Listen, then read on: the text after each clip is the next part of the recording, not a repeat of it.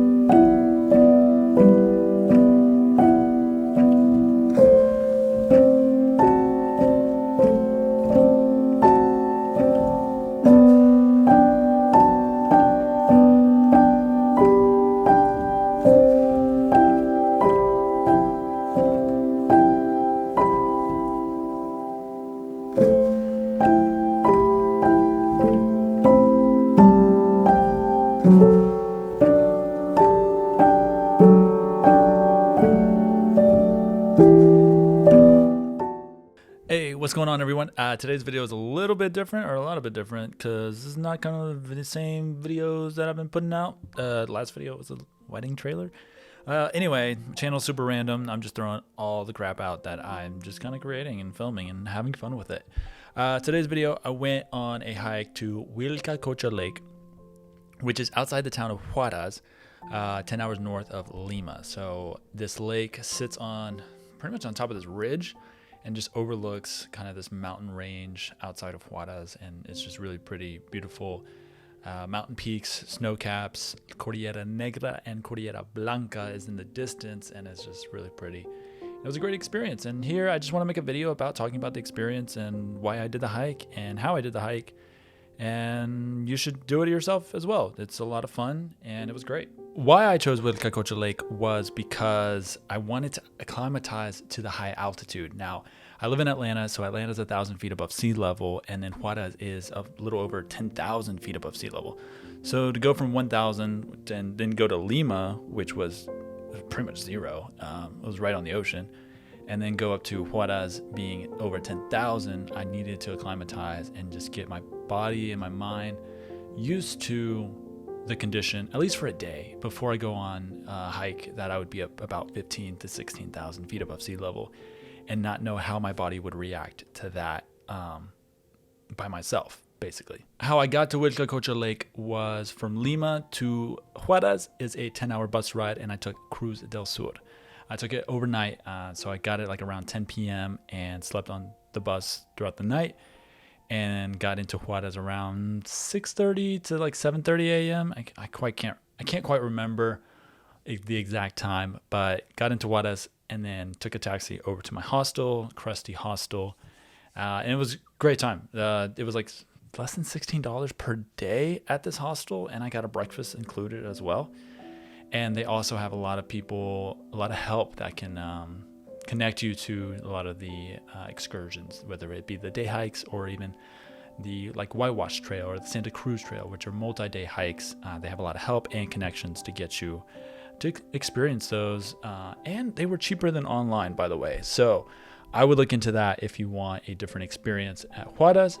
I do plan on going back and want to experience the Whitewash Trail and the Santa Cruz.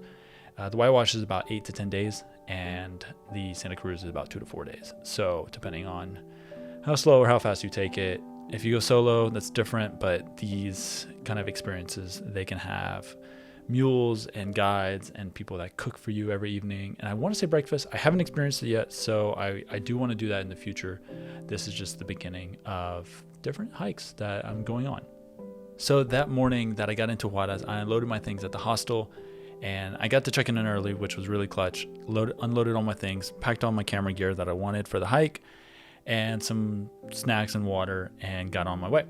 Now, I went down to the main streets of Huaraz, which kind of cuts right through the town, and there I caught a colectivo. So I recommend catching colectivo E or 10 When you catch those colectivos, tell them you want to get off the Santa Cruz Bridge. Now, when you get off the Santa Cruz Bridge, it's about 2 to 4 soles from Huaraz to the bridge. It's not too far. And once you get off, you're pretty much going to be the only one that gets off as well, by the way. So you get off and you look straight ahead, there's the bridge. You walk to the bridge and you'll see a sign that says Wilcacocha Lake, and it's an arrow. So you follow that arrow and it takes you through this town, or this small like neighborhood, really. It's a small neighborhood on side of this hillside, and you just follow this trail, and it's very well marked and it's very well worn as well. So it's hard to get lost through this hike. I'm going to take a look at my notes. Total length of the hike is 3.9 miles with an elevation gain of 1,883 feet. It sits at 12,200 feet above sea level. Yeah, so this is why I did it, because it's an extra elevation gain and I'm exerting my body and going on a very gradual slope hike. And so I wanted to do that combination of high altitude and pushing myself and experiencing what is this altitude going to do to me, someone that does not live in that altitude / needs to prepare for a hike that is even taller than at this altitude of this lake.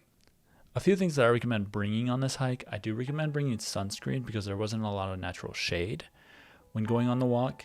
And I do recommend bringing some bug spray because there were a lot of farm animals through this community. So through this community, there were a lot of animals that just kind of just laid their crap everywhere. And there were a lot of flies, bugs, and they were annoying in parts, but not the full trail. I also recommend bringing some water. There were a few buildings that said they had things for sale, but I found none of them to be really helpful. I knocked on the doors. Nobody was there and offered to sell me anything. So I had 2 water bottles, so I was pretty good.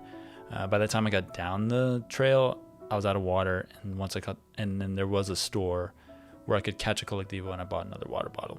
Once you fully ascend, you will see a big sign that says Wilcacocha Lake. And once you pass that sign, you will definitely see the lake.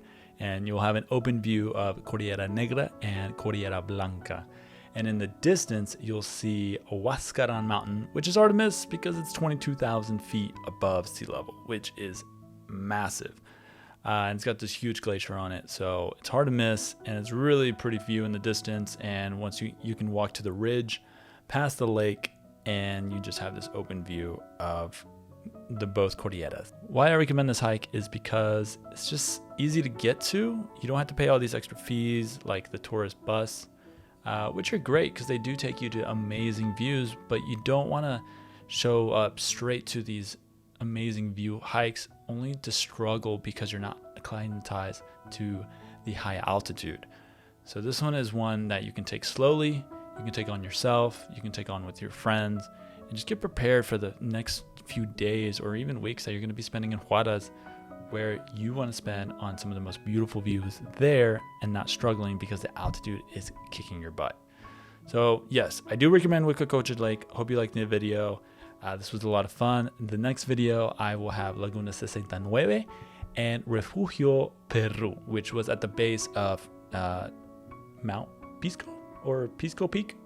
So it was really cool. This experience was awesome. I really want to do some more of these. It just like really challenged me to enjoy, not just enjoy hiking, but just kind of like experience the way that other cultures experience hiking as well. And this one was really cool. I went last year to Peru with my wife. We spent 2 months, but we didn't get to go to Huaraz, and this was pretty much a dream come true. And a lot of mountains I got to see that I saw in photos, and I got to capture them, and it was really pretty. So hope you enjoyed the video. If you want to see more of these, just let me know. Other countries would be a little bit difficult at the time. But yeah, hope you enjoy the content. Cheers.